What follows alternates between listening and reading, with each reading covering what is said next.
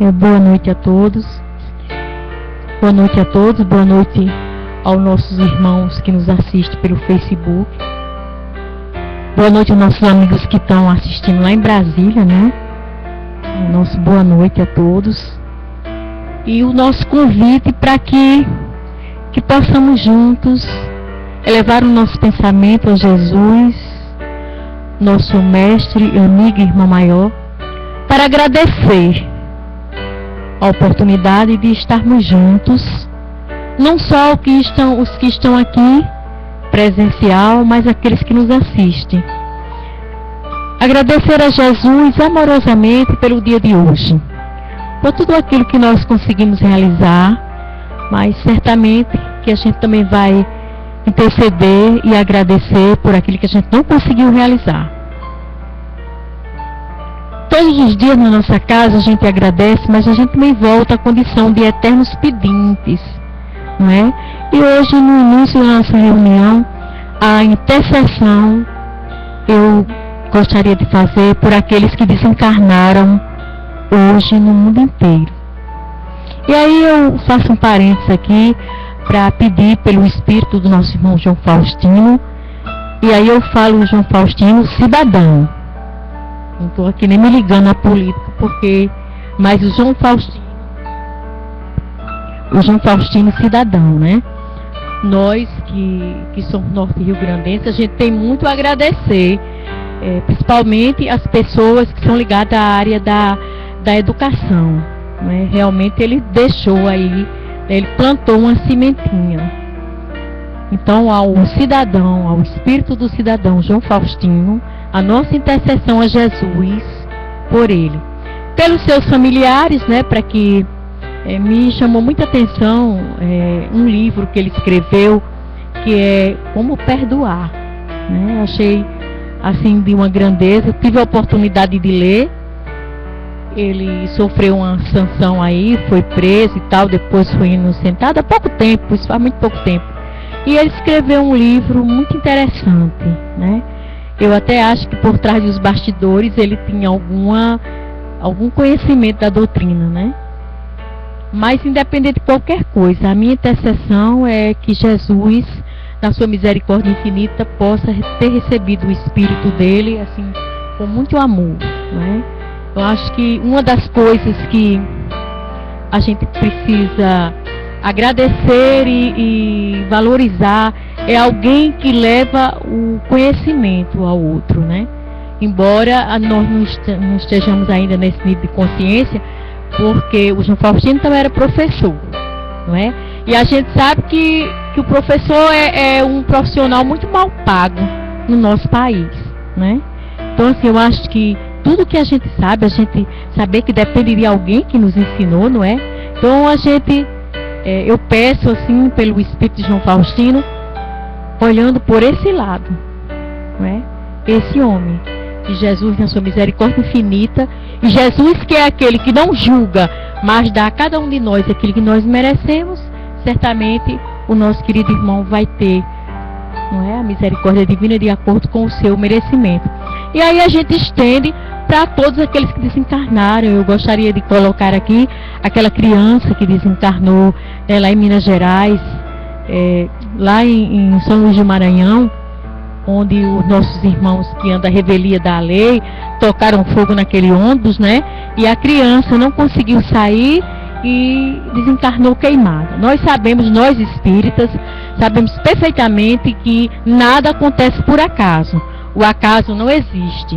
Nós, enquanto homem, enquanto ser, a gente fica arranjando uma coisa, foi por acaso, coloca a culpa em alguém, mas a gente sabe que tudo isso acontece por uma questão, por uma coisa chamada compromisso, não é? Se nós já tivéssemos acordado para isso, certamente a gente seria mais feliz. Porque aí a gente entendeu o marido que a gente não se dá bem, a sogra que não dá bem, enfim, as dificuldades da vida, não é? A gente deixava de culpar mais Deus ou de tentar arranjar culpado. Nós sabemos que, principalmente nós, que somos espíritas, que estudamos a doutrina, a gente sabe que o por acaso não existe, e também a gente sabe do tamanho do amor de Jesus por nós. Boa noite, seu Daniel. o tamanho do amor de Jesus por nós, que é assim, infinito. Então, tudo aquilo que a gente passa, tudo aquilo que a gente sofre, tem uma razão de ser, não é? Então, por aquelas pessoas, pelo espírito dessa menina, pelos seus familiares que devem estar sofrendo muito, pela sua mãe que está internada, eu não sei o nome, mas a espiritualidade, é só a gente mentalizar. Eles vão até lá, estava sendo transferida para Brasília hoje a mãe, né, que nem sabe que a filha desencarnou. A nossa intercessão, a nossa segunda reunião de desobsessão do ano, que nós, mesmo estando na nossa casa, independente de ser espírito ou não, eu acho que o maior compromisso da humanidade hoje é rezar, interceder pela juventude. Você vê o número de assassinatos, não é, que a gente vê toda hora. Estava com o Rui hoje ali sentado, e aí eu não percebi que a televisão estava ligada onde estava passando um jornal. E quando eu percebi, já tirei logo, porque não tem como, né? Não tem como a gente, não dá mais para a gente assistir jornal, não é? E nós precisamos fazer parte dessa sociedade, sabendo que também a gente tem nós temos a nossa parcela de contribuição diante disso. A gente tem a parcela de contribuição orando, sem julgar o que é, porque veja só, eu conversava com minha cunhada, que toma conta da minha granja lá em Macaíba, e ela dizia, hoje na hora do almoço, do número de assassinatos que tem. Realmente a gente sabe disso, mas o que é que está por trás disso? O que está por trás dessa coisa exacerbada das drogas? O que é que está faltando? O que é que a gente pode fazer por isso? Ou eu tenho nada a ver com isso? Tenho. Nós temos sim. A gente precisa, se a gente for só falar das drogas, a gente tem que também procurar saber qual a causa. O que é que está fazendo isso? O que é que está levando a juventude a fazer isso? O que é que está levando? O que é que está levando os jovens a enveredarem boa noite por esse caminho tão triste? O que é que está faltando na família, nessa célula maior, não é? Nessa primeira faculdade que a gente conhece, que é a família. O que é que está faltando? A gente precisa refletir sobre isso. E aí orar, interceder a Jesus, e aí começar dentro da nossa casa. Dentro da nossa casa, como é que está o nosso relacionamento com nossos filhos? Será que a gente está procurando saber quem são os seus amigos? Quando eles saem para uma noitada, o que é que eles fazem? O que é que eles fazem? Eu nunca vou esquecer do meu pai. Nunca. 16 anos, completou anteontem, dia 6, que meu pai fez a sua grande viagem à pátria espiritual, mas eu não vou esquecer. Porque ele tinha um hábito de não deixar a gente ir dormir na casa dos amigos. Ele preferia que os amigos fossem a nossa casa. E aí, assim, eu vejo, nós éramos 6, agora minha mãe devolveu vai fazer 2 anos para os braços de Jesus, só somos 5. E eu olho assim, todos equilibrados, todos humildes, graças a Deus, porque dinheiro não é tudo. Mas assim, quem conhece a minha família sabe como eu me sinto feliz de ver o equilíbrio de todos eles. E aí eu olho para trás e penso, meu Deus, por que isso? Tem na família, é na família, não é? Eu lembro que se nós tivéssemos tupete de brigar um irmão com o outro, já sabia que ia comer no mesmo prato naquele dia. Então assim, a gente já evitava, né? Ou brigava escondido, sim, e eles tomassem conhecimento. E como o passado precisava voltar, eu ainda digo, a benção mamãe, quando vou dormir e quando acordo. Mas as minhas filhas não têm o hábito de dar a benção, elas dão um abraço. Naquela época era difícil dar um abraço, porque os pais tinham vergonha de receber abraço dos filhos. Parece que dar um abraço significava, talvez não muito respeito, né? A gente tinha que ter medo. O mundo agora é outro, a gente não precisa ter medo, mas a gente precisa ser amigo dos filhos. E os filhos também precisam ser amigos dos pais. Os filhos precisam não ter vergonha de dizer ao pai que ama, que gosta. Não precisa ter vergonha de dizer ao pai que o amiguinho dele, vem pra cá, querido irmão, que o amigo conversou determinados assuntos ou que ofereceu alguma coisa, e a gente só vai conseguir fazer com que o nosso filho seja nosso amigo se nós formos primeiro amigo deles. Se a gente não for, se a gente colocar uma barreira, uma dificuldade, não vai dar certo, porque depois do nosso portão tem alguém que não vai colocar barreira e ainda vai ensinar a maneira dele.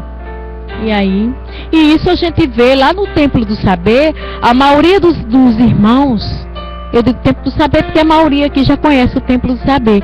A maioria dos rapazes lá que tinham enveredado em caminho a revelia da sociedade, do natural da sociedade, quando a gente vai ver, eles não têm noção nenhuma de família, porque o pai ele não conhece, a mãe, enfim, é muito difícil.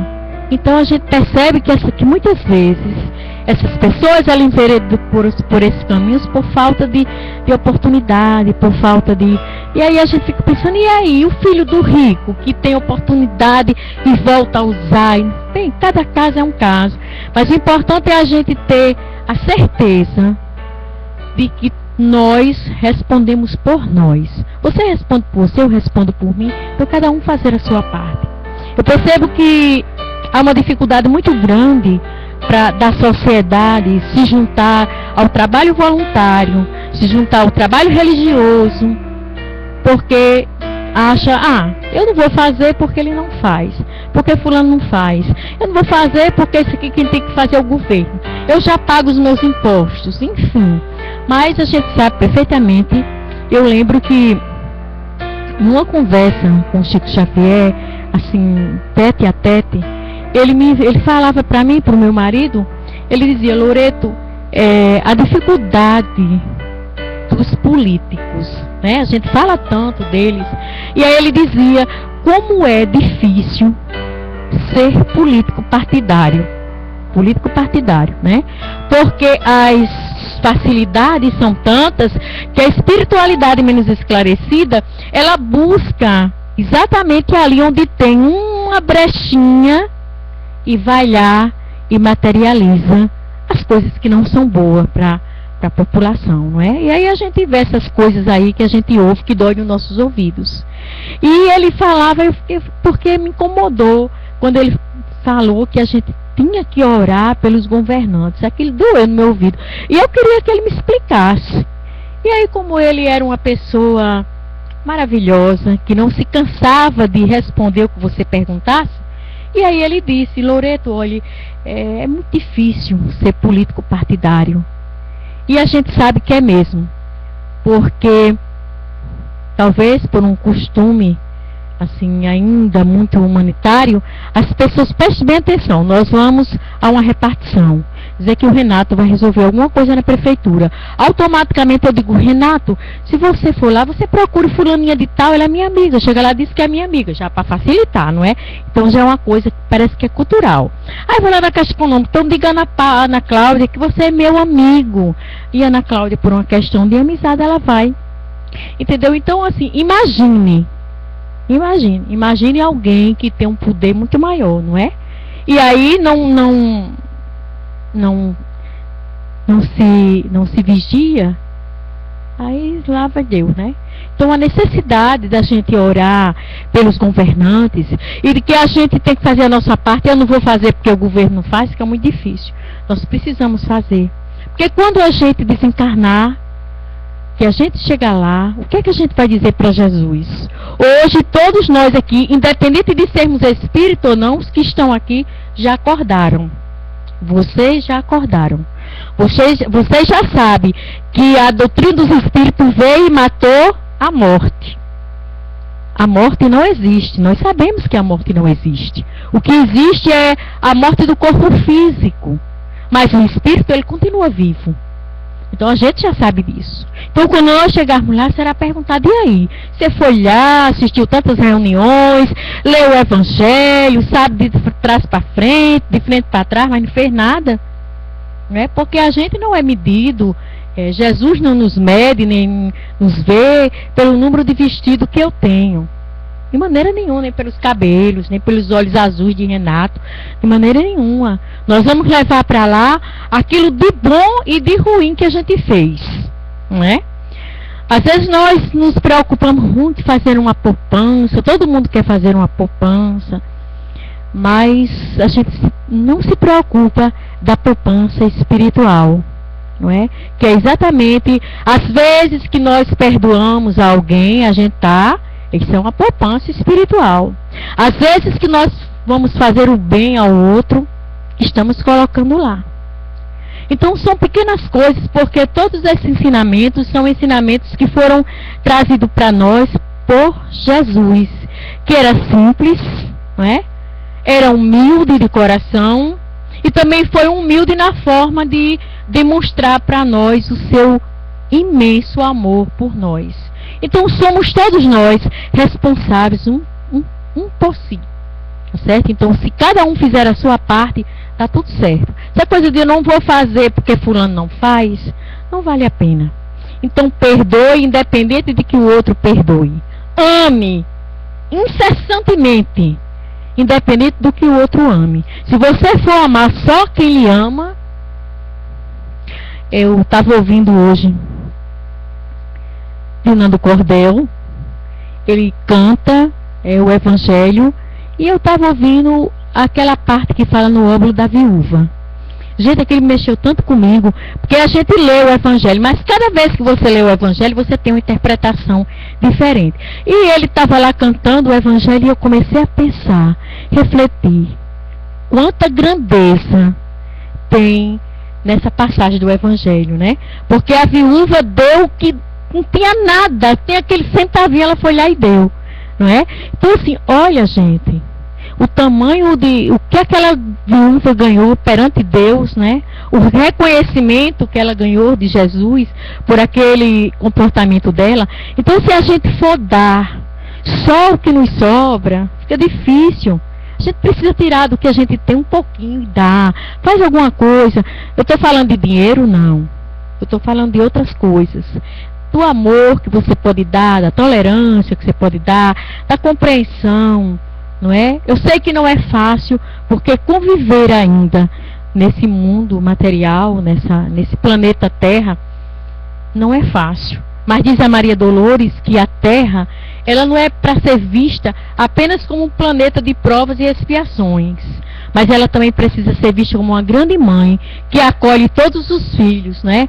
Brancos, pretos, mulatos, que acolhe todos nós assim com muito carinho.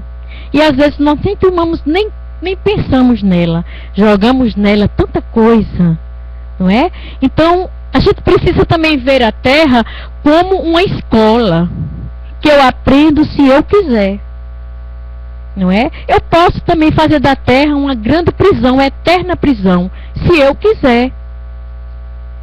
Não é verdade? Então assim, a Terra, a gente não precisa ver esse mundo só como provas e expiações. Nós precisamos compreender que a doutrina dos Espíritos trouxe para nós uma verdade, que é a pluralidade das existências. Nós temos várias vidas. E aí, a gente, ao saber disso, a gente tem que ir se aperfeiçoando. Porque no momento que eu melhoro alguma coisa, é a mim primeiro que estou sendo beneficiado. E a reunião da noite de hoje, do mesmo tempo lá do nosso irmão, ela vai falar de algo que é impossível você ir a uma reunião espírita e não ouvir falar, que é a mediunidade. Não é? Mediunidade que todos nós temos, independente de religião. Mediunidade que é uma faculdade, não é? E mediunidade que é impossível alguém dizer eu não tenho. E nós vamos hoje, com muito carinho, ouvir atenciosamente o nosso querido irmão Hélio falar de mediunidade. Tipos de mediunidade. O que será mediunidade? Será que eu tenho mediunidade? E o que é que a mediunidade faz? Então, o nosso querido irmão Hélio, ele vai falar para nós sobre mediunidade. Eu vou só cantar com vocês a oração de Francisco de Assis. Depois vou apresentar o nosso presidente, o nosso querido amigo irmão Amadeu, né? Eu agora sou apenas a médium, nunca fui presidente, né? Mas o pessoal achava que eu era alguma coisa, mas graças a Deus, estou super feliz, porque agora a casa tem um presidente, que é o nosso querido amigo Amadeu. Tem algumas coisas que vai mudar, mas as mudanças todas para melhor, não é? Eu estou super feliz. Nós voltamos a ter o passe individual, né, que nós tínhamos antes, depois paramos por alguns motivos, não é? Porque a responsabilidade de estar aqui nesse lugar é muito difícil. E aí nós somos, tudo que acontecer aqui, não é? Tudo que acontecer aqui cai sobre o nosso irmão. Certo? Então, assim, é muito difícil. Aqui sempre teve o passe individual, mas por alguns motivos nós somos não obrigados, mas achamos melhor evitar o passe e fazer o passe coletivo. Graças a Deus, agora voltou a ter o passe individual. Eu fico muito feliz com isso. E assim, com muita responsabilidade, não é? Então eu vou convidar o nosso irmão Hélio. A gente canta a oração de Francisco de Assis. Espírita canta, viu, gente? Senhor, fazei-me instrumentos de vossa paz. Onde houver ódio, que eu leve o amor. Onde houver ofensas, que eu leve o perdão.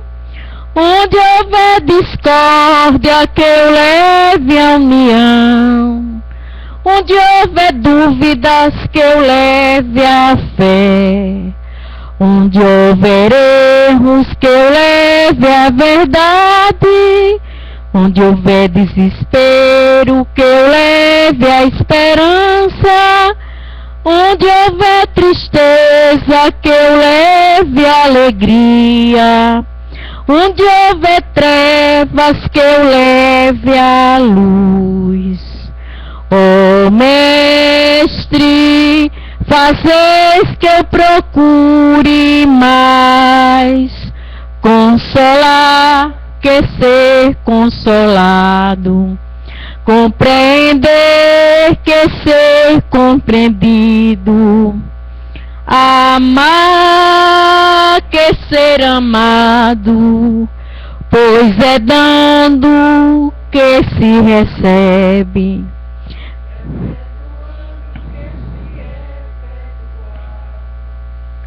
E é morrendo para a vida eterna. E sobre a proteção desse mestre, amigo, irmão maior Jesus, nós convidamos o irmão Hélio, que vai falar da mediunidade.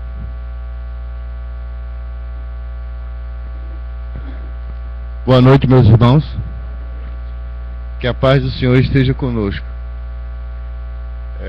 Queremos agradecer, tá, aos presentes aqui e a todos que nos assistem através da internet, espalhados pelo mundo inteiro, não é, irmão?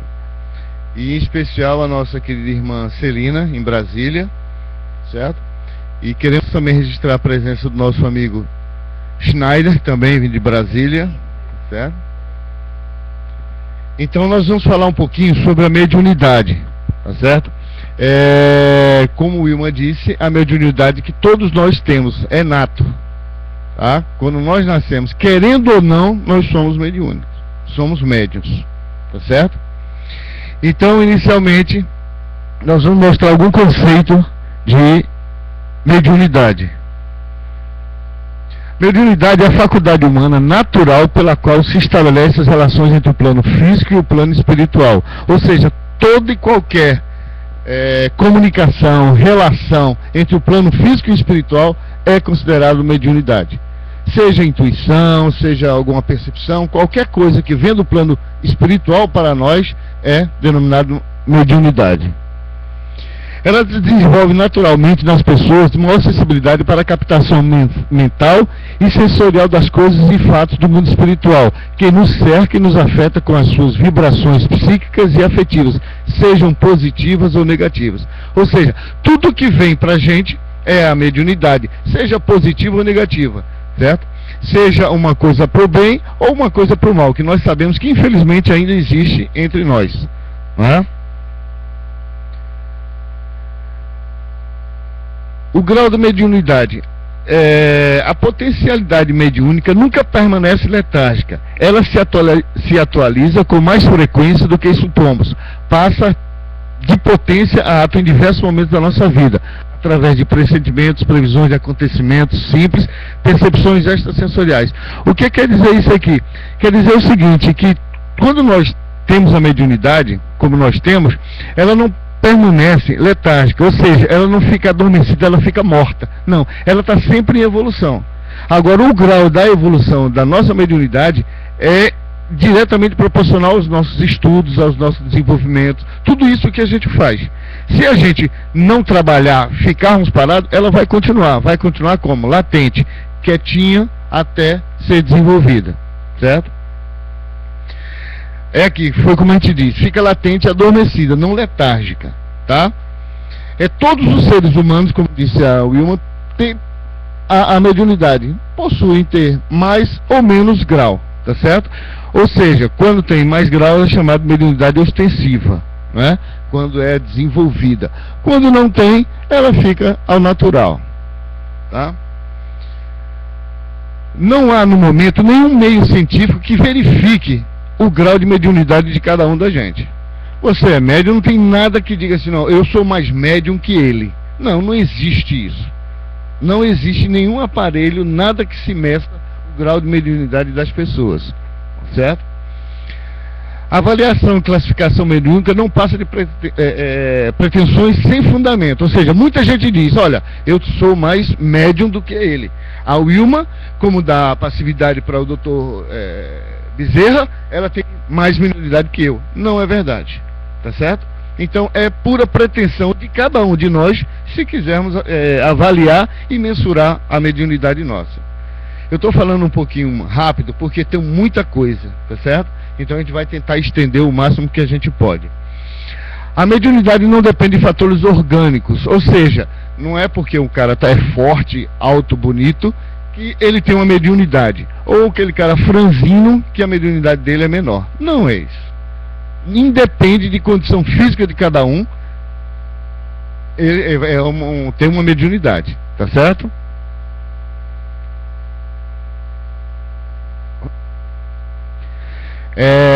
Quando muita gente diz assim, olha, eu tenho uma mediunidade porque tem uma câmera fotográfica chamada Kirlian, que fotografa a nossa mediunidade. Então o que acontece? Essa câmera foi desenvolvida nos Estados Unidos e ela simplesmente fotografa a aura da pessoa, tá certo? Então aonde quando mostra que uma aura está clara, a sensibilidade que a pessoa tem. Às vezes a aura está aparecendo muito escura, é porque a situação daquela pessoa naquele momento não está boa, tá certo? Então a coloração do que aparece na fotografia é diretamente proporcional à situação emocional de cada um, tá certo? Então existem duas coisas. Muita gente fala em mediunismo e mediunidade, são duas coisas totalmente diferentes, apesar de estarem ligadas, tá certo? Mediunismo é a aceitação que nós temos que existe a mediunidade, que existe a comunicação entre o plano espiritual e o plano físico. E esse mediunismo, ele se transforma em mediunidade quando existe o estudo, quando existe o desenvolvimento, né? E quando existe exatamente a ligação da tríplice, né? Religião, filosofia e ciência. Então, quando nós pegamos o mediunismo e aplicamos nela a religião, a filosofia e a ciência, nós temos aí a mediunidade. Se eu estiver falando muito rápido, vocês podem interromper, tá? Segundo Kardec, a mediunidade é dividida em duas partes, tá certo? Os efeitos inteligentes e os efeitos físicos, que um é chamado de estática e outra é chamada de dinâmica. Em outras, na metapsíquica, é chamado objetivo e subjetivo, e na para a psicologia, psigama e psicapa, tá? Nós não vamos entrar muito a fundo nisso aqui, porque é muito detalhe, tá certo? Vamos só ver alguns exemplos dos efeitos inteligentes estáticos e dinâmicos. Os efeitos estáticos correspondem à mediunidade natural que todos possuem e permanece geralmente em êxtase, suspensão momentânea das faculdades perceptivas, com manifestações moderadas e quase imperceptíveis por outras pessoas. Entendemos aqui? O que é qual é o tipo, alguém pode me dizer um tipo de uma mediunidade estática? Não. A psicofonia já seria dinâmica, é imperceptível. Por exemplo, eu sou um médium de audição. Você pode olhar para mim e dizer assim, ó, ele está ouvindo alguém falar, né? Não pode, certo? Então, quando não é perceptível por outra pessoa, é chamado de mediunidade estática. Já a mediunidade dinâmica, ela corresponde ao que a mediunidade exige estudo, desenvolvimento e aplicação durante toda a vida do médium, ou seja, é aquela desenvolvida. Por exemplo, o psicofônico. O psicofônico é dinâmico. O psicográfico é dinâmico. Por quê? Porque é perceptível por outras pessoas aquela faculdade. Certo?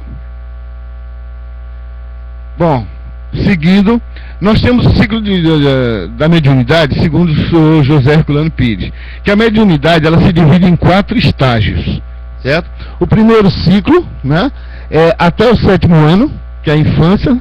O segundo, do 7 aos 17 anos, da adolescência, e 18 aos 30 na juventude, e após os 30 anos na maturidade.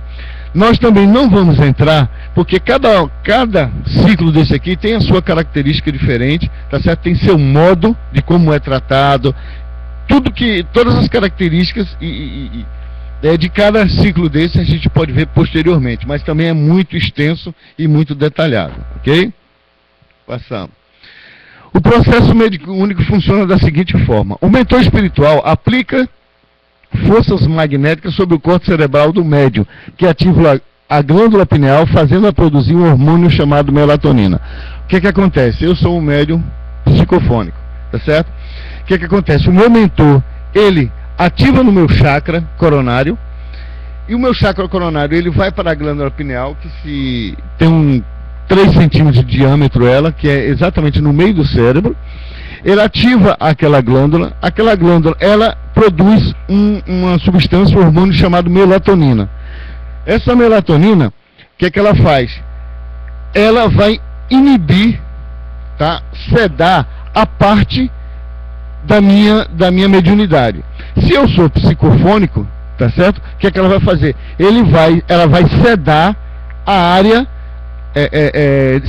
de sensibilidade minha. Se eu for psicográfico, ele vai sedar a área motora minha, tá certo? Depois disso, o que acontece? O mentor espiritual pega o espírito comunicante, aproxima do médium, certo? E esse fica ligado ao médium para que seja processada a comunicação, certo? E por final, o espírito, ele se apossa do órgão sensorial de que ele vai fazer a comunicação, a manifestação, tá certo? Se ele for através da psicofonia, ele vai fica sedada a parte da fala e o espírito comunicante. Obviamente aqui são 2 partes. Tem os tipos de mediunidade, que são, no caso da psicofonia, consciente, inconsciente e semiconsciente, tá certo? Que isso também já é mais um detalhamento que a gente vai ver na parte lá de psicofonia, certo? Vamos lá. Mediunidade nos primórdios. Primeiro veio a sematologia, depois a tipologia basculante, alfabética, depois vem as mesas girantes e o tabuleiro de Ouija, tá certo? O que é a sematologia? Sematologia era, naquela época, né, dos salões nobres, era feito aquilo porque eles tinham aquilo como diversão, tá certo? O que aconteceu? Eles reuniam aquela nobreza, tudo nas mesas, ficavam ouvindo, tá? Os barulhos, arranhuras nas portas, o batimento de porta dos espíritos, ok?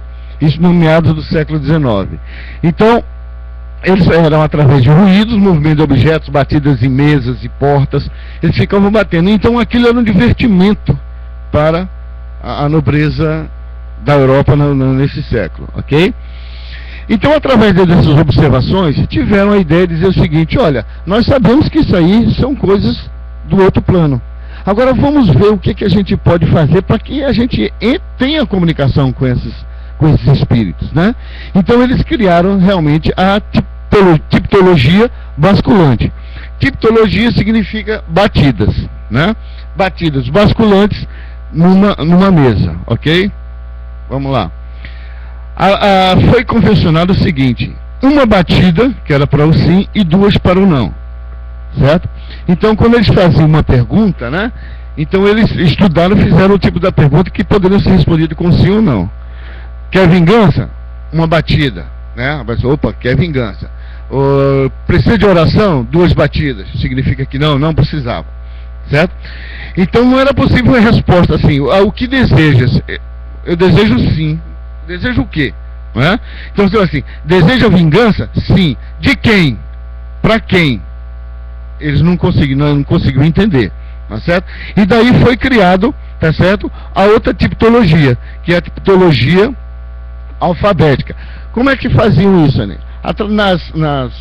Foi convencionado o seguinte: que para cada letra do alfabeto, pode passar outra, para cada letra do alfabeto existia uma batida, certo? Então a letra A, uma batida, B, duas, C, três, e por aí vai, até 26 batidas. Foi verificado que esse processo demorava muito. Para vocês terem uma ideia, quando chegava um irmão e dizia assim: ó, seja bem-vindo, para ele dizer somente obrigado, demorava 5 minutos, só para ele dizer obrigado, tá certo? Você pega a letra O, que são 18, o B, que são 2, e por aí vai. Então você vai fazendo, vai chegar a 5 minutos somente para ele falar obrigado, né? Então, verificando isso, o que é que eles fizeram? Resolveram fazer as mesas girantes. Como eram as mesas girantes? Era uma mesa redonda, onde no centro era vazada com um cano, onde na ponta lá em cima tinha uma agulha fixa, e o que girava era só a mesa, tá certo? E nas mesas, no canto, na borda das mesas, eles colocavam o alfabeto, os números e as palavras sim ou não. Você vê o seguinte: nos outros casos não era necessária a presença de um médium, mas aqui sim. Nada acontece, nenhuma manifestação espírita acontece sem a presença de um médium, tá certo? Nada acontece. Então nas mesas girantes tinha um médium que ficava lá, certo? Então ele fazia o seguinte: ele recebia intuitivamente aquela resposta. Perguntava assim: como é o seu nome? Ele ia dizer João. Então o espírito comunicante, através da intuição, passava para o médium a letra J. Então o médium, né, intuitivamente girava com o espírito até a agulha na palavra J, na letra J, e assim por diante, certo? Então o que acontece também? Era um processo também demorado, muito demorado também, porque não era assim: olha, J, já girava e já parava. Não, demandava ainda tinha os problemas de erro, quando a agulha parava na errada e tinha que começar tudo novamente. Então era muito, muito complicado, certo?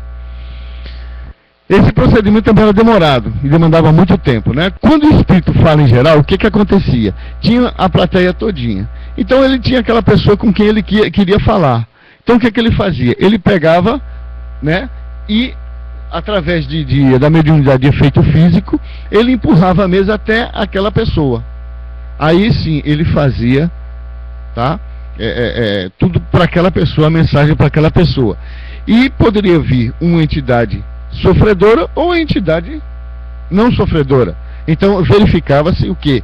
Que com o movimento da mesa junto à pessoa, ele mostrava a irritabilidade dele ou a plenitude dele. Ele empurrava a mesa para cima, ele virava e fazia todo esse tipo de conduta, tá?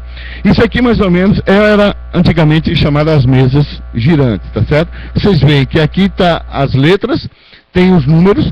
Vocês podem perceber que em nenhum dos casos uma letra equivale com um número, né? E para facilitar isso, o que é que eles fizeram? Eles colocaram um sim, um não um soletre, né? Novamente, um erro, tá certo? Esse aqui eu não consegui ver, isso aqui é um agradecimento, e esse aqui é não sei, né? Então, quando a mesa girava, a agulha era fixa, a mesa girava, se ele parasse no não, você vê que no não é, essa foto não ficou muito boa, mas não é para coincidir com a letra D, tá certo? Como nenhum aqui coincide com as letras, ok? Aí o que que acontece? Depois ainda eles fizeram o quê? O tabuleiro de Ouija, certo? Que era a mesma coisa das mesas girantes, só que não girava. Era um tabuleiro simples, onde tinha as letras, tinha os números, tinha sim e não. E a comunicação era feita através do indicador do médium, junto com as pessoas, tá certo? Então eles colocavam o dedo em cima de um objeto, seja de um copo, ou qualquer objeto que corresse, e eles iam apontando, tá certo? A mensagem, né?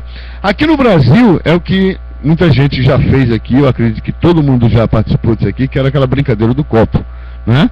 Onde coloca-se o dedo e tudo, e ele vai se movimentando e colocando. Muita gente diz que aquilo ali é uma farsa, tá? Às vezes tem algumas crianças que fazem, e realmente é farsa, mas é necessário também que tenha a presença de um médium, um médium obsessivo, para que aquilo se realize, tá certo?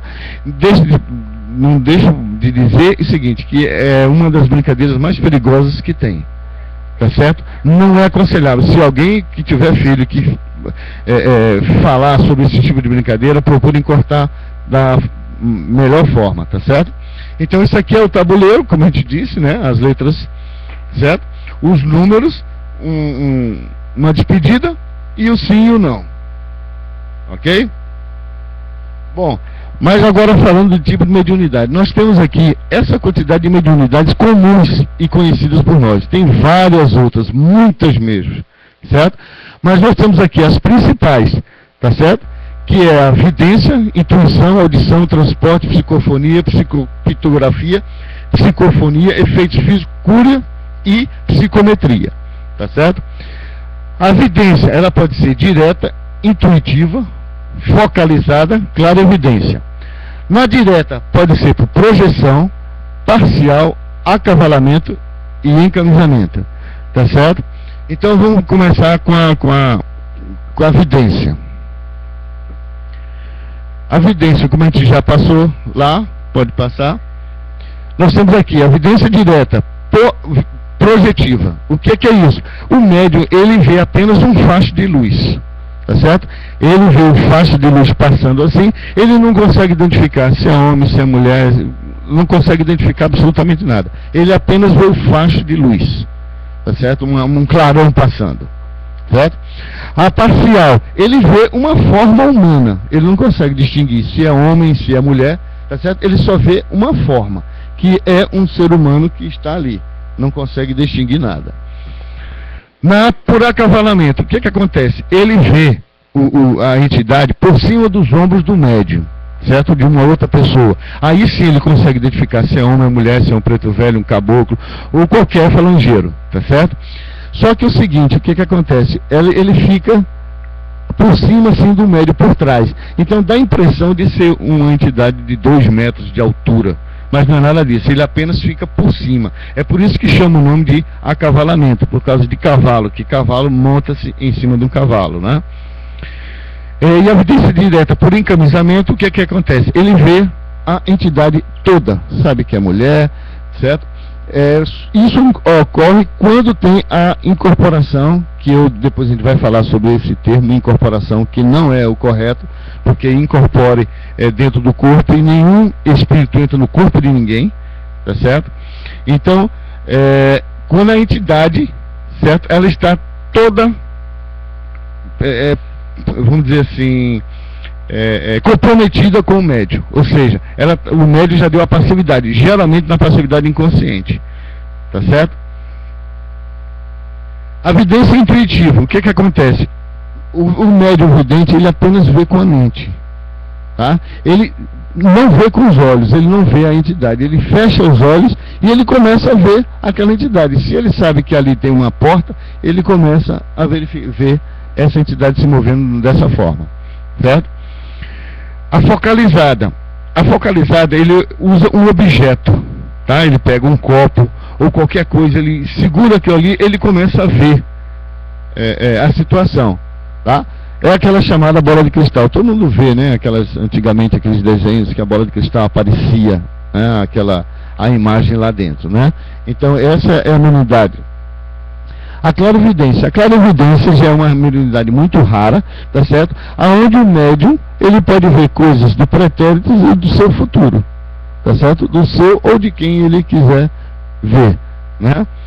Ele vê o corpo astral e pode tomar conhecimento da vida de outros planos espirituais, ou seja, ele começa a enxergar o que acontece do outro lado no plano espiritual, certo? Ele pode ver aqui e pode ver lá também. É uma mediunidade rara, raríssima, ok? A outra mediunidade, depois da evidência, vem a intuição, que são captações de pensamento. É a captação de pensamento, tá certo? Dos espíritos. O que acontece? Às vezes a gente está em casa, aí tem aquela ideia, né? Pô, tive uma ideia legal sobre esse meu problema. A gente tem que ter muito cuidado com isso, porque às vezes foi a intuição nossa. Nós tivemos uma intuição para resolver um determinado problema. Muitas vezes nós achamos que foi ideia nossa. Não, a ideia foi minha. Não foi a intuição que você teve, tá certo? A audição, da mesma forma, ele ouve uma voz nítida e clara, tá? Ele ouve essa voz dando as mensagens que ele quer. Da mesma forma que a intuição, ele tem que tomar cuidado para saber se ele ouviu aquilo, foi com o pensamento dele, se ele pensou e ouviu aquela voz, tá certo? O transporte ele pode ser voluntário e involuntário. O transporte voluntário, o médium se predispõe a realizá-lo. Ele se projeta espiritualmente a outros lugares, tomando conhecimento do que vê e do que ouve. Está claro isso aqui? Pode ser também desdobramento, né? Desdobramento já é uma outra parte, né? O involuntário, o que é? Quando nós dormimos, né? Os ligamentos do corpo físico durante o sono, entramos em contato com pessoas ou lugares quais nos recordamos ao acordar, podemos receber nesse tipo de soluções para o nosso problema. Ou seja, toda vez que nós dormimos, nós nos transportamos para algum outro lugar, tá certo?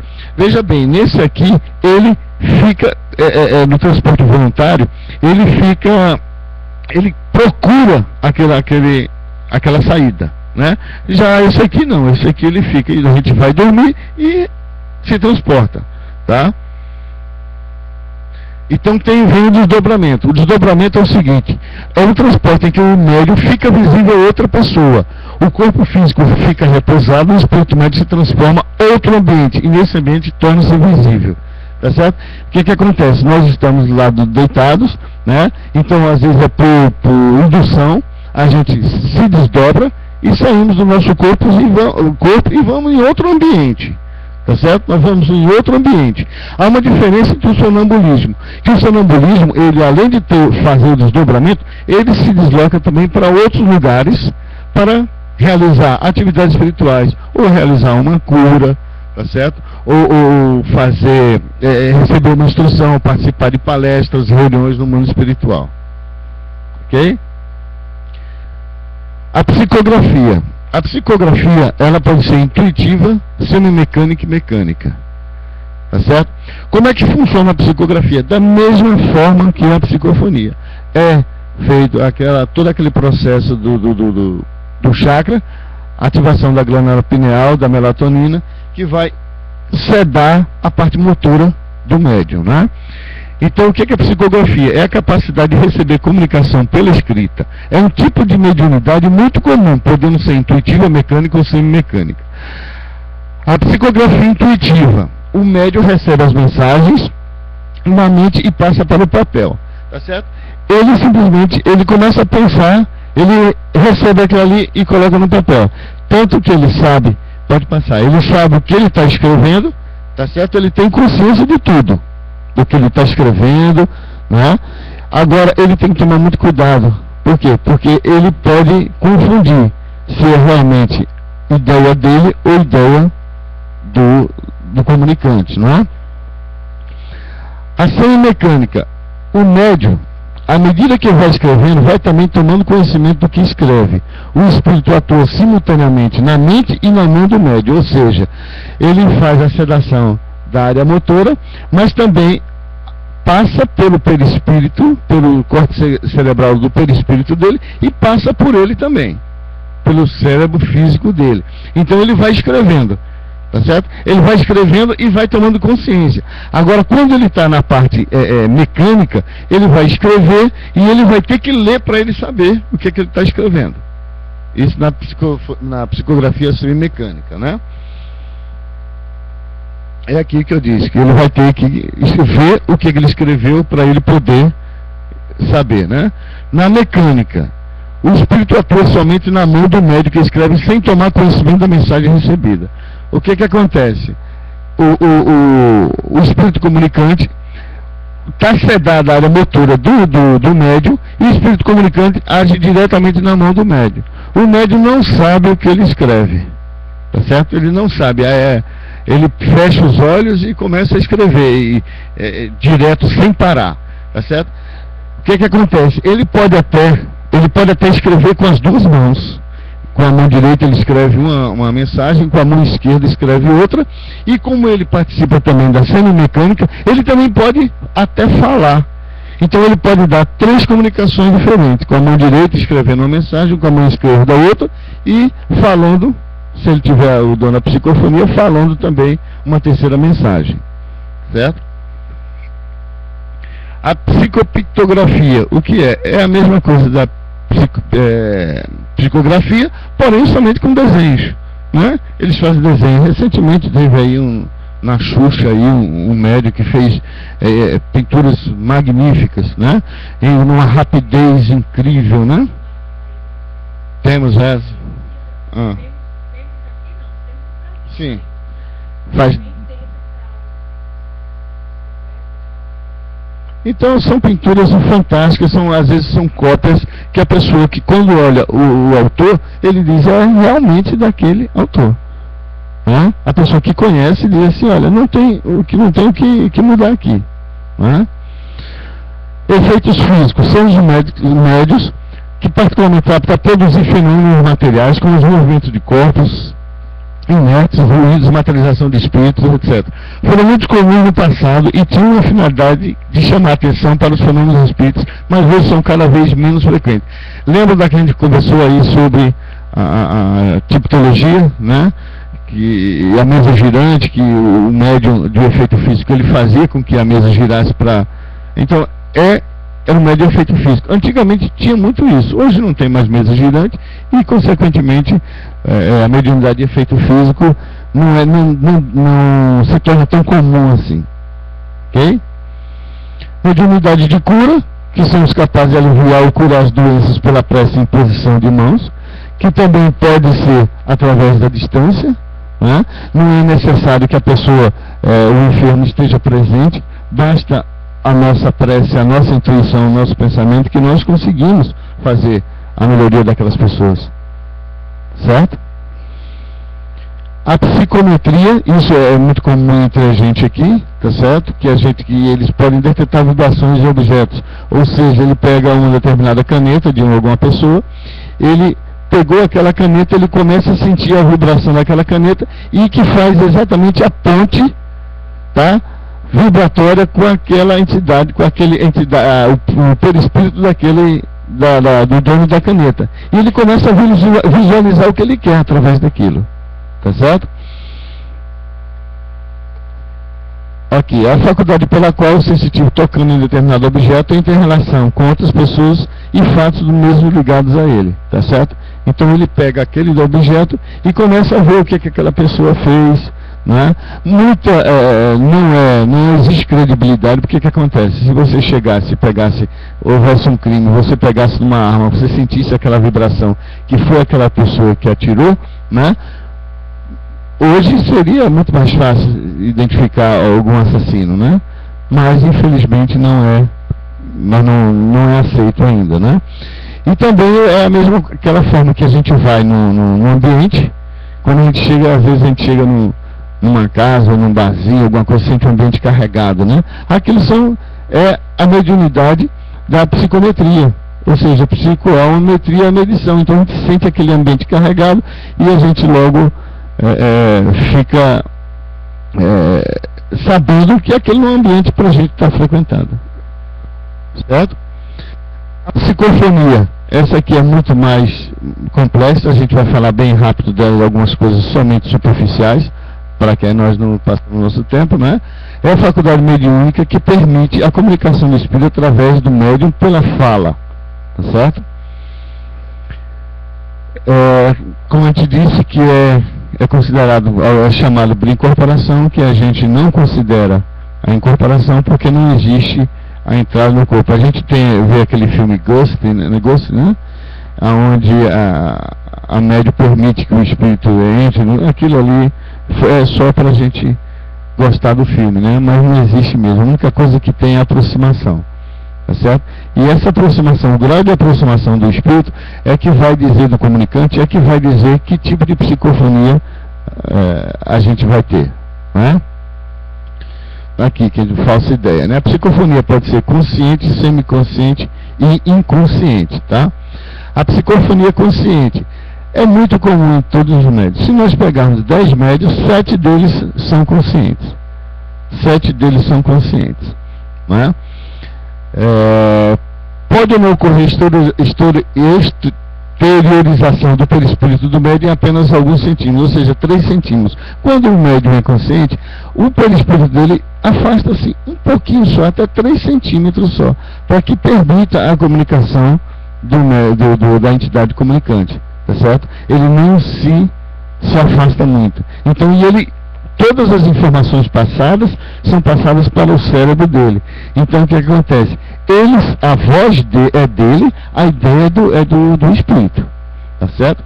A voz, tá? O sotaque, tudo isso é do próprio médium, porém a ideia é do espírito, tá certo? E tem uma característica muito importante, que ele pode triar o que ele vai falar ou não. Ele pode triar, certo? Se o espírito fala alguma coisa para ele achar que não deve divulgar aquela informação, ele pode não dizer nada, ok? O espírito emite o pensamento e influi sobre o aparelho fonador do médium. Se concordar em falar, transmite a ideia conforme a entende e usando o seu próprio estilo, vocabulário e construção de frases. Então ele faz isso, só que a ideia, como disse, não é dele, né? O médium sente influência e capta o pensamento do espírito comunicante na origem antes de falar e pode transmiti-lo ou não, tá? Essa é uma vantagem dos médiuns conscientes, porque muitas vezes algumas mensagens causam muita dor no enfermo, a pessoa que está ouvindo, tá certo? Às vezes, muitas vezes diz assim, não, o espírito ele dá logo na lata, ele, tá? Não é o tipo da psicofonia consciente, né? A semiconsciente, 28% dos médios são semiconscientes. O que acontece? Eles têm a parte de consciência e inconsciência. Aí o afastamento deles já é um pouco maior, né? O médium tem consciência daquilo que lhe atravessa o cérebro perispiritual, pode passar a ignorar os trechos inconscientemente sem fluir pelo cérebro físico. Ou seja, algumas coisas ele sabe e algumas coisas ele não sabe. A aproximação dele, quando ele está no modo consciente, 3 centímetros, no modo inconsciente, ele se afasta um pouquinho mais, só que a ideia do espírito comunicante passa direto para o cérebro dele, tá certo? Pro órgão fonador, e que ele não fica consciente daquilo que ele está falando. A exteriorização também do médium é parcial. Durante o processo existe a ligação das mentes perispirituais do médium e a do espírito. Pode existir direto com o órgão fonador dele ou passando pelo perispírito, tá certo? Existe a ligação entre a mente perispiritual do médium com o seu cérebro físico. E nesse caso, as frases são dos médios, mas as ideias é do espírito, certo? Naquele consciente, tanto a frase Só a frase é do médium e a ideia do espírito. E aqui as frases também são dos médios. Ele faz a composição, por quê? Porque ele está no semiconsciente. No inconsciente a gente vai ver que é outra coisa. Ele não vai participar de nada. Ok? Também na semiconsciente, durante o processo, o espírito comunicante atua diretamente no órgão fonador. As frases, a ideia e o estilo são do espírito comunicante, quando ele está no processo inconsciente, tá? O médium sabe que está falando, sente o padrão vibratório e a intenção do comunicante. Pode controlar e intervir ao terminar, recordará vagamente da mensagem que passou pelo cérebro. Ou seja, o que acontece? Quando ele está no processo semiconsciente, ele não lembra de nada. Algumas coisas ele lembra. Muita gente diz assim, eu não lembro porque não me interessa, eu saio de perto, meu perispírito sai de perto, aquele assunto não me interessa. Não é isso. É porque o processo vai direto para o cérebro físico da pessoa, do médium, tá? A inconsciente é apenas 2%. 2% de todos os médiums, se você pegar 2, se você pegar 10, 2 é inconsciente, que é o caso da Wilma, né? Se você pegar 100, 2, né? 2 é muito raro, né?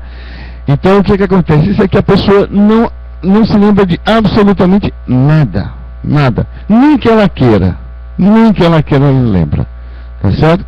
E nesse caso aqui, a afinidade fluídica entre o comunicante com a médium tem que ser de mais alto grau, tá certo? Tem que ser de mais alto grau. O espírito do médium exteriorizado do corpo físico fica na disposição com todo o espírito comunicando ligado pelo cordão fluídico. Esse sim, ele se afasta o quanto for necessário. Tá? Ele se afasta o quanto for necessário. Se ele estiver no caso do Dr. Bezerra, ele chega até se afasta até sair da sala. Ela se afasta até sair da sala. Tá? E ela fica ligada pelo cordão, simplesmente ele fazendo o que ele tem que fazer.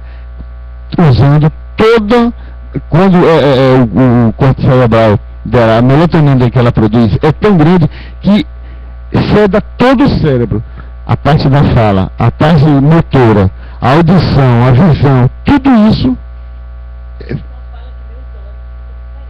fica. E além disso aqui, que tem uma outra mediunidade que também é muito rara, chamada de transfiguração. É no caso da Wilma, que quem olha para ela aqui é uma coisa, quando olha ela dando passividade do Dr. Bezerra, é outra coisa, é outra fisionomia. Qualquer pessoa vê, então ela tem esse dom também de transfiguração. Puxa mais, porque o perispírito, o espírito do Dr. Bezerra está tão próximo a ela, está tão próximo que ele até modifica um pouco as feições dela. Certo? E é inconsciente. E não existe ligação entre o cérebro físico do médium e a mente do comunicante. Ou seja, ele vai direto, ele não passa nada pelo cérebro dela. Por isso que ela não lembra de absolutamente nada. Certo? A atuação é mais direta do espírito comunicante sobre o organismo físico do médium através do chakra laríngeo e dos centros nervosos liberados. Ou seja, o chakra laríngeo, esse situado aqui, que é o que comanda toda a parte da psicofonia. Tá certo?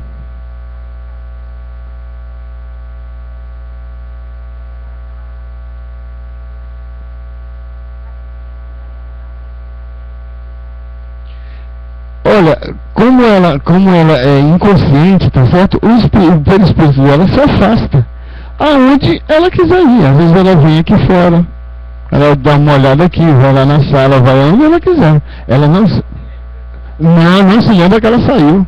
Ela não lembra de nada. Tá certo? Se ela tiver nessa parte também o desdobramento, aí ela vai perceber aonde ela teve. Tá certo? Mas no caso da psicofonia, ela somente afasta e fica quietinha no canto dela. Ela dá uma olhada, olha o ambiente, olha a coisa. Mas ela depois, quando ela retorna, ela não sabe de absolutamente nada. Certo? É isso, Wilma? Às vezes até é bom, né? Porque imagine você, além de fazer tudo o que você faz, ainda você ficar preocupada com os problemas que o Dr. Bezerra falou para cada um daqui. O pessoal que fica na sala fala que se não me segurar, eu fico como aquela boneca de pano, né? Quem está lá na sala vê, né? Então, assim, eu realmente não sei a sensação, como é que acontece. É o seguinte, eu faço no dia do irmão Bezerra, eu tento ficar bem mais tranquila, né?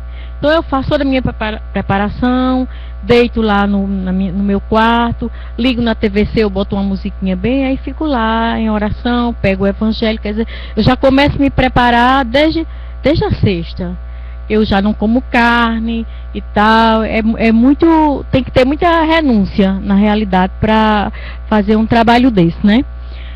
Mas, na realidade, eu não sou nada, eu sou apenas o instrumento. Aí o irmão Bezerra, eu tenho, não só com o irmão Bezerra, mas com Maria Dolores, com Vladimir, eu sou totalmente consciente, eu não sei de nada. Tanto é que meu marido, ele não deixava eu trabalhar espiritualmente sozinha. Não é porque aconteceu uma coisa meio esquisita e ele não deixou, a partir desse momento, ele não deixou mais. Mas assim, a responsabilidade de todas essas mediunidades aí é muito grande. Tudo isso vai sair bem se a pessoa quiser estudar. Por isso que se faz necessário estudar demais. O nosso irmão Hélio, ele trouxe aí para nós o início da mediunidade, quando se começou com as mesas girantes. Na realidade, naquele tempo, naquela época, se fazia necessário todo aquele espetáculo, né? Foi daí que veio o nosso querido amigo, o irmão Allan Kardec, que é a quem nós devemos tudo isso, que trouxe para nós o discernimento, né? Então hoje não precisa mais de mesas girantes, carnaval já não precisa mais, não é? O Allan Kardec veio mostrar para nós que a mediunidade é uma faculdade que todos nós possuímos, mas que a doutrina dos espíritos é o seguinte, ela é ciência, ela é filosofia, ela é religião apenas porque nos liga a alguma coisa, nos liga a Deus, né? Mas, para tudo isso que o nosso irmão Hélio aí estudou para trazer para nós, a mediunidade, no final, tenho certeza que vai resumir nisso, é algo de muita responsabilidade. Só dá certo exercer a mediunidade se você quiser estudar, buscar, porque tem algumas coisas que a gente pode, ele falou aí várias coisas, por exemplo, o médium intuitivo, que é a mediunidade mais comum. A mediunidade mais comum é o médium de intuição, porque todo mundo tem suas intuições, certo? Então, mas o que o Elias falou, a responsabilidade que o médium tem que ter. Essa intuição que eu estou recebendo, ela é minha ou ela realmente é de alguém? Eu estou preparada para não me aproveitar das minhas más inclinações e dizer que são os espíritos? Então, assim, eu queria só abrir esse adentro para que a gente entenda uma coisa. Tudo isso que o nosso irmão aí falou é verdade, é assim mesmo, mas nós precisamos buscar o estudo, porque o Hélio trouxe desde o primeiro momento, quando no mundo todo, até porque aquelas mesas girantes não foram no Brasil, né? A gente sabe disso. Então, tudo aquilo naquela época precisava de tudo aquilo. Depois vem o nosso querido amigo, o irmão Allan Kardec, com a responsabilidade que ele tinha, não é? E com todo o conhecimento, ele era um cientista, um professor, o cara foi lá, compilou, em tal canto tem a mesa girante, ele estudou aquilo, ele recebeu, e tudo que o Allan Kardec escreveu, ele recebeu através da mediunidade de alguém, não é? E aí ele foi estudando milhões de coisas. Ele estudou muito ali, compilou muito para chegar até aí, né? Mas voltando ao que o Hélio trouxe para mim, a mediunidade inconsciente, é terrível. Às vezes eu estou aqui, para vocês terem ideia, eu acho que alguém, isso que eu vou falar, todo mundo vai lembrar. Às vezes eu estou aqui falando e de repente vocês devem perceber que eu demoro um pouco para continuar a palavra. É o que? Naquele momento eu estou recebendo uma orientação espiritual pela minha audição, e aí eu saio, começo a sair. E aí vocês devem perceber. E interessante, ela estava falando isso, e aí ela parece que parou, parece que esqueceu, não é.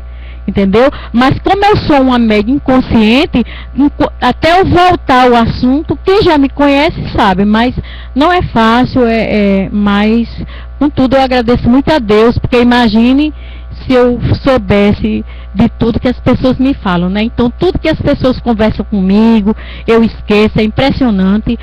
Quando eu estou sozinha com as pessoas, que elas me contam o mais íntimo delas, vocês podem acreditar, quando a pessoa vai embora, eu não sei absolutamente nada. Quer dizer, enquanto a pessoa está falando, Maria Dolores está ouvindo, passa a orientação para a pessoa, quando você vai embora, eu não sei nada do que foi dito, né? Porque Maria Dolores lembra, eu jamais.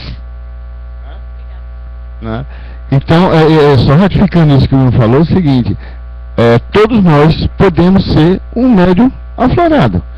Basta o quê? Que nós estudemos, certo? Nós não podemos ser, se não houver o estudo, nós caímos aonde? No mediunismo, que é somente a prática. É somente a prática, é aquele receber aquela, e sem responsabilidade nenhuma, a gente não tem a ciência se é um mistificador ou não. Então, se a gente não tiver a religião, a ciência e a filosofia, a gente não tem mediunidade, a gente tem mediunismo, certo?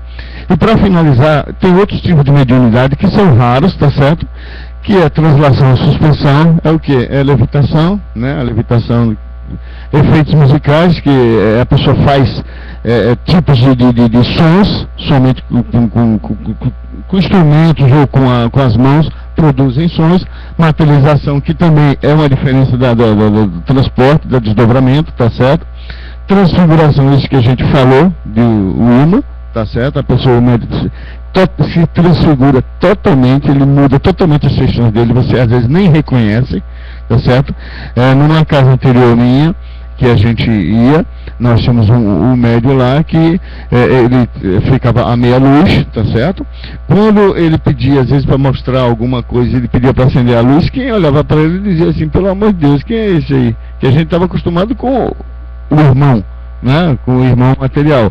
E quando a gente via aquela outra fisionomia, a gente se assustava, tá certo? Totalmente diferente. Então ele tinha essa transfiguração.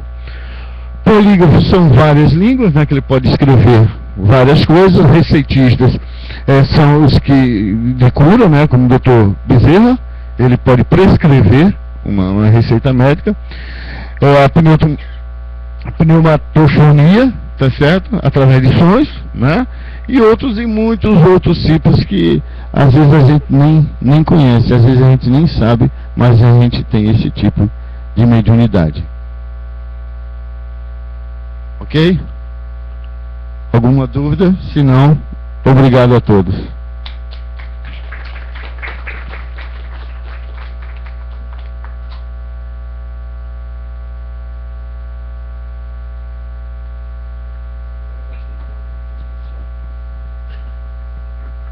Meus diletos irmãos, que as bênçãos e o amor de Deus nosso Pai continuem nos envolvendo. Nós queremos lembrar os irmãos que têm crianças e queiram trazer para a evangelização. Nós estamos trabalhando lá com o irmão Fred, que é o presidente do Centro Espírita de Luz Divina, aqui pertinho.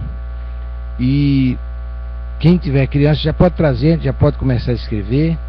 Vamos entrar em contato com a nossa irmã Márcia para ela fazer as inscrições e depois a gente vai fazer os estudos lá. Tudo isso que o nosso irmão Hélio falou é extremamente importante, é necessário. Agora, antes de estudarmos essa mediunidade, precisamos estudar primeiro a doutrina espírita, estudo sistematizado da doutrina espírita. E dias atrás eu conversei com o irmão Bezerra e ele nos pediu que introduzíssemos logo o estudo sistematizado da doutrina espírita nesta casa. A gente introduz, 6 meses depois já há a possibilidade daquele grupo também começar a estudar a mediunidade, porque há necessidade de um conhecimento doutrinário para a gente entendendo a doutrina e as religiões de um modo geral. Quando começarmos a estudar a mediunidade, aí vamos saber que instrumentos temos em mãos para trabalharmos na Serra de Jesus com conhecimento, com equilíbrio. Então a gente vai abrir primeiro inscrições para o estudo sistematizado e na sequência para o estudo mediúnico. E aí teremos o maior prazer de contar com os trabalhadores e os irmãos que fazem a casa frequentando. Tá ok? E aí vamos nos elevar em pensamentos a Jesus.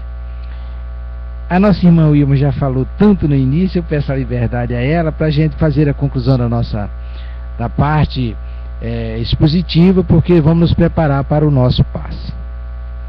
Meus queridos irmãos, elevemos o nosso pensamento a Jesus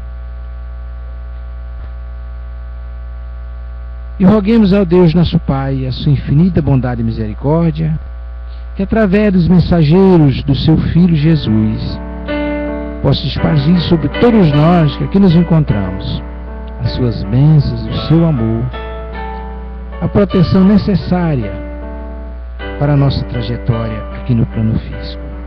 E para os irmãos do plano espiritual que aqui se encontram, que teu amor, Senhor Jesus, continue virgindo sobre cada um, influindo em suas necessidades, conforme o merecimento.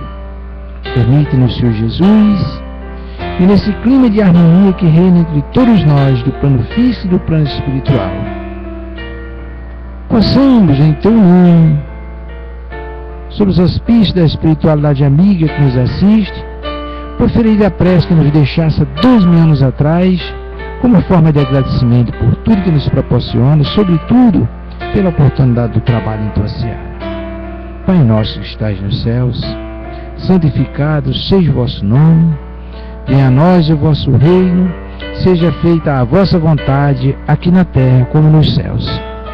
O pão nosso de cada dia dai-nos hoje e sempre, Senhor. Perdoai as nossas ofensas, assim como perdoamos a quem nos tem ofendido.